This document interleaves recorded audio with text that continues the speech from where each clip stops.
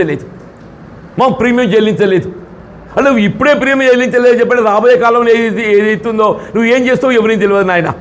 అంటే ఏంటి, రాబోయే కాలంలో ఏ విధంగా రుణమాఫీని ఎగ్గొట్టిండో, ఏ విధంగా రైతు భరోసా ఎగ్గొట్టి ప్రయత్నం చేసిండో, ఏ విధంగా ధాన్యం సేకరణలో ఇబ్బందులు గురి చేసిండో, వీళ్ళు అట్లా ఏదైతుందో వీళ్ళ రైతు బీమా కూడా ఎగ్గొట్టే కుట్రలో భాగం ఇది అని చెప్పంటున్నాను. రైతు బీమా కూడా ఏదైతుందో ఎగ్గొట్టే అటువంటి కుట్రలో భాగమే ఇది ఇది ఇది ఇది అని చెప్పని పేర్కొని చెప్పంటాం. వీళ్ళ పంటల బీమా పథకం అని చెప్పన్నాడు, పంటల బీమా పథకం లేదు.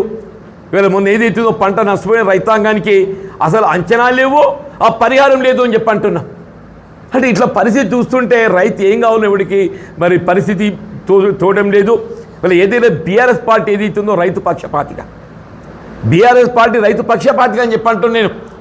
వీళ్ళ ఆరంభం నుండి కేసీఆర్ ఒక రైతు బిడ్డగా చెప్పంటున్నాను నేను. అందరూ ఆశ్చర్యపోయే విధంగా కార్యక్రమాలు రూపొందించిందని చెప్పంటున్నా.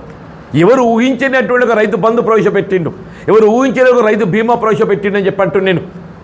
వీళ్ళు ఎరువులు సకాలంలో అందింపజేయడమే కానీ, ధాన్యం సేకరణే కానీ, వీళ్ళు ఏదైనా కానీ ఏది ఇస్తుందో వీళ్ళ ఒక మోడల్ స్టేట్గా దీన్ని రూపొందించింది. సాగునీటి సౌకర్యం కూడా ఏది ఇస్తుందో మొత్తం సాగునీటి ప్రాజెక్టు గోదావరి నదీ జలాలు కానీ కృష్ణా నదీ జలాలను వినియోగంలోకి తెచ్చే విధంగా ప్రాజెక్ట్ నిర్మాణం చేసింది.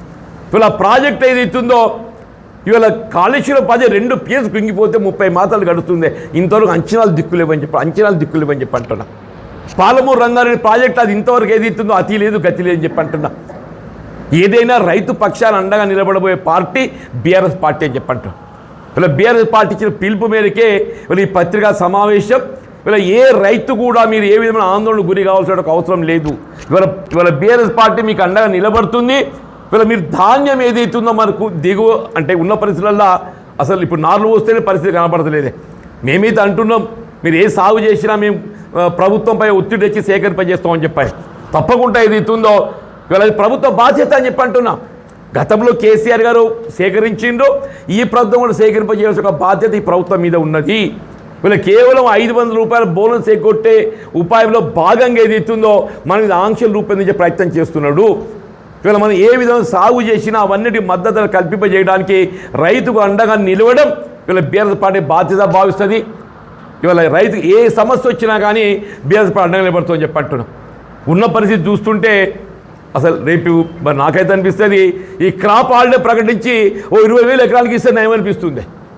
ఈ సాగు చేసిన దానికంటే వాళ్ళ రేవంత్ రెడ్డి చెప్పినటువంటి ఒక పరిస్థితి చూస్తుంటే నువ్వు ఈ విత్తనం పెట్టు, ఆ విత్తనం పెట్టకు, ఆ విత్తనం పెట్టు, ఈ విత్తనం పెట్టు ఒక పరిస్థితి చూస్తుంటే ఇదంతా ఎందుకు ఉన్నాయన సపరేక ఇవాళ ఎట్లా పరిస్థితి ఏదైతుందో కాలం అనుకూలంగా కనబడతలేదు. ఇవాళ రేవంత్ రెడ్డి పాలన లోపల ఏదైతుందో ఆ మేఘాలు కూడా ముఖం చాటు చేసుకుంటున్నాయి. రేవంత్ రెడ్డి గారి పాలన లోపల ఆ మేఘాలు కూడా ముఖం చాటు చేసుకుంటున్నాయి. ఇంతవరకు ఏదైతుందో మొత్తం ఇవాళ పునః సాగు అంతా ఏదైతుందో మనకు విత్తనం సాగు అయ్యేది అటువంటిది ఏదైతుందో ఇవాళ మేఘాలు ముఖం చాటు చేసుకుంటున్నాయి. నేను ఒకటే డిమాండ్ చేస్తున్నాం, ఇదంతా కాదురా నాయన, ఈ ఇత్తనం పెట్టు, ఆ ఇత్తనం పెట్టద్దు, అది పెట్టు, ఇది పెట్టద్దు అనే దానికంటే వీళ్ళ క్రాప్ హాలిడే డిక్లేర్ చేసి అప్పుడేక చేత తెల్ల ఎకరానికి 20,000 ఇస్తే అట్లనే ఏదైతుందో ఆ కష్టం ఏదైతే దానికని రైతు జీవితం కొనసాగించుకునేటువంటి అవకాశం ఏర్పడుతుందని చెప్పి అంటున్నా. ఇవాళ పంటల బీమా పథకమైన ఏ కార్యక్రమైనా కానీ ఇవాళ ప్రభుత్వం అనేది అసలు రాష్ట్రం ఉన్నదా అనేది కూడా కనబడటం లేదు అని చెప్పి అంటున్నా. ఇలా రైతులు ఏదైతుందో పూర్తిగా ఆందోళనకు గురి చేసే పరిస్థితి లోపల ఒక రోజుకు ఒక ప్రకటన వస్తుంది.